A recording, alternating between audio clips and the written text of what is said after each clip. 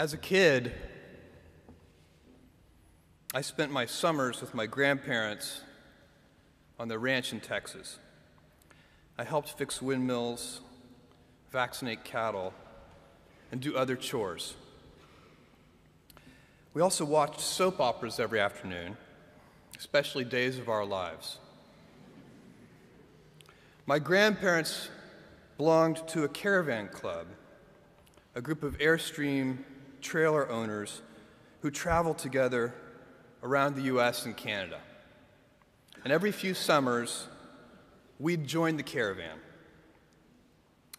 We'd hitch up the Airstream to my grandfather's car, and off we'd go, in a line with 300 other Airstream adventurers. I loved and worshiped my grandparents, and I really looked forward to these trips. On one particular trip, I was about 10 years old. I was rolling around in the big bench seat in the back of the car. My grandfather was driving, and my grandmother had the passenger seat. She smoked throughout these trips, and I hated the smell.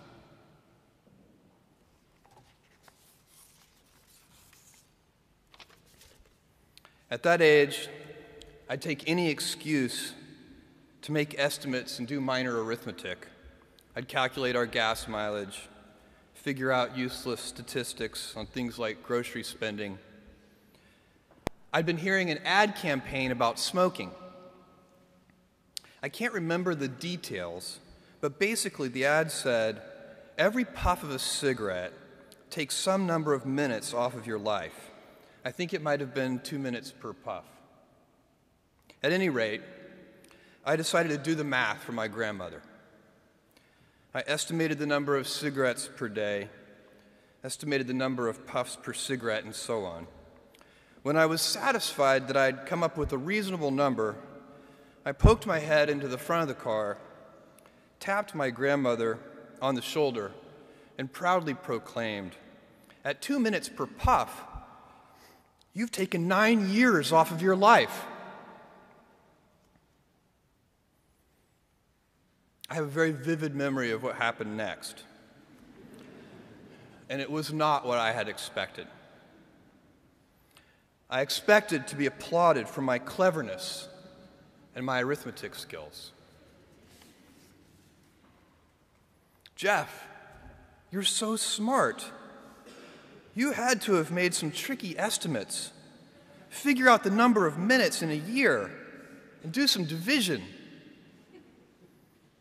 That's not what happened. Instead, my grandmother burst into tears.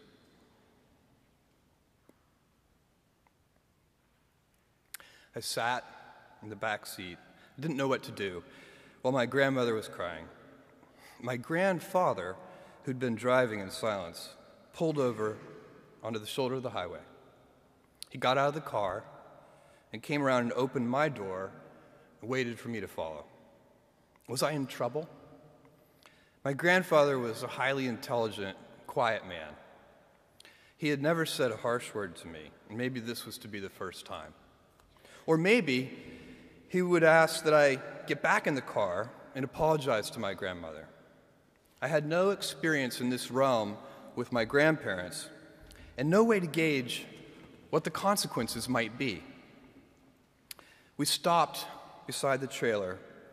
My grandfather looked at me, and after a bit of silence, he gently and calmly said, "Jeff, one day you'll understand that it's harder to be kind than clever."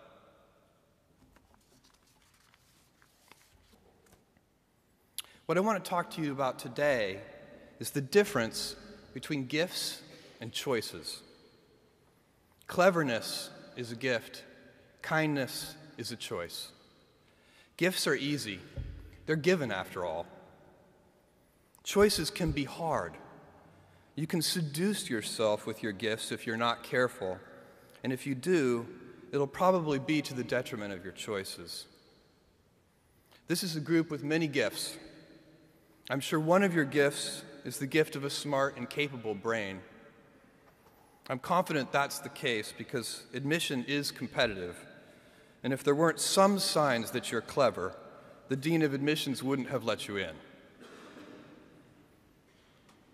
Your smarts will come in handy because you will travel in a land of marvels. We humans, plodding as we are, will astonish ourselves. We'll invent ways to generate clean energy, and a lot of it. Atom by atom, we'll assemble small machines that can enter cell walls and make repairs. This month comes the extraordinary but inevitable news that we've synthesized life. In the coming years, we'll not only synthesize it, but engineer it to specifications. I believe you'll even see us understand the human brain. Jules Verne, Mark Twain, Galileo, Newton, all the curious from the ages would have wanted to be alive, most of all, right now. As a civilization, we will have so many gifts, just as you as individuals have so many individual gifts as you sit before me. How will you use these gifts? And will you take pride in your gifts or pride in your choices? I got the idea to start Amazon 16 years ago. I came across the fact that web usage was growing at 2,300% per year. And I'd never seen or heard of anything that grew that fast. And the idea of building an online bookstore with millions of titles, something that simply couldn't exist in the physical world, was very exciting to me. I just turned 30 years old, and I'd been married for a year. I told my wife, Mackenzie, that I wanted to quit my job and go do this crazy thing that probably wouldn't work, since most startups don't, and I wasn't sure what would happen after that. Mackenzie, also a Princeton grad and sitting here in the second row, told me I should go for it. As a young boy, I'd been a garage inventor. I'd invented an automatic gate closer out of cement-filled tires, a solar cooker that didn't work very well out of an umbrella and aluminum foil, baking pan alarms to entrap my siblings. I'd always wanted to be an inventor, and she wanted me to follow my passion. I was working at a financial firm in New York City with a bunch of very smart people, and I had a brilliant boss I much admired. I went to my boss and told him I was going to start a company selling books on the internet. He took me on a long walk in Central Park, listened carefully to me, and finally said, "That sounds like a really good idea, but it would be an even better idea for someone who didn't already have a good job." That logic made some sense to me, and he convinced me to think about it for 48 hours before making a final decision. Seen in that light, it really was a difficult choice, but ultimately, I decided I had to give it a shot. I didn't think I'd regret trying and failing, and I suspected I would always be haunted by a decision to not try at all. After much consideration, I took the less safe path to follow my passion, and I'm proud of that choice. Tomorrow, in a very real sense, your life, the life you author from scratch on your own, begins. How will you use your gifts? What choices will you make? Will inertia be your guide, or will you follow your passions? Will you follow dogma, or will you be original? Will you choose a life of ease, or a life of service and adventure? Will you wilt under criticism, or will you follow your convictions? Will you bluff it out when you're wrong, or will you apologize?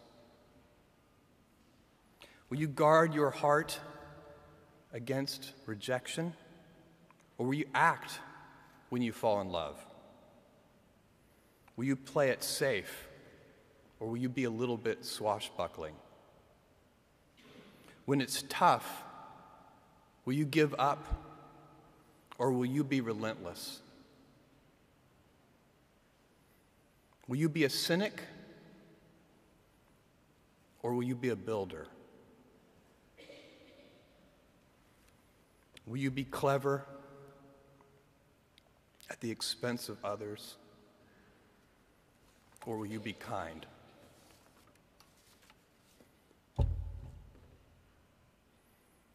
I will hazard a prediction. When you are 80 years old, and in a quiet moment of reflection, narrating for only yourself the most personal version of your life story, the telling that will be most compact and meaningful will be the series of choices you have made. In the end, we are our choices. Build yourself a great story. Thank you and good luck.